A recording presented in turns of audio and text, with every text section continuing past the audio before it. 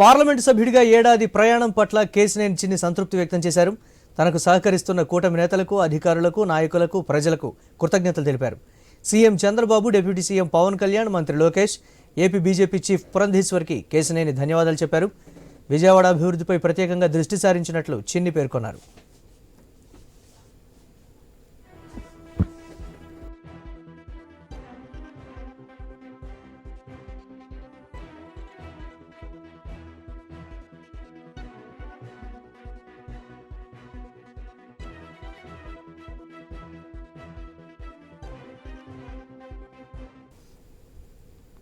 తనను నమ్మి గెలిపించిన ప్రజల కోసం పనిచేస్తానని, వారి సంక్షేమం, అభివృద్ధి తనకు ప్రధాన లక్ష్యమని స్పష్టం చేశారు.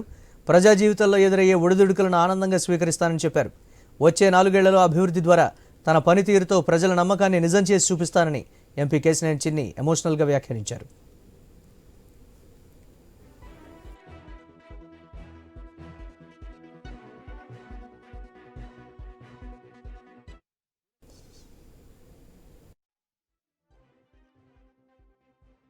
నేను మన చైర్మన్ రఘు గారు కలిసి హైదరాబాద్లో ఎన్ఏసీని సందర్శించడం జరిగింది. తప్పకుండా ఎన్ఏసీకి ఒక బ్రాంచ్ విజయవాడలో తీసుకొచ్చే విధంగా కృషి చేస్తాం. విజయవాడ ఎయిర్పోర్ట్ మనం చూసాం, గత 5 సంవత్సరాల్లో ఎయిర్పోర్ట్ ఏదీ జరగలేదు.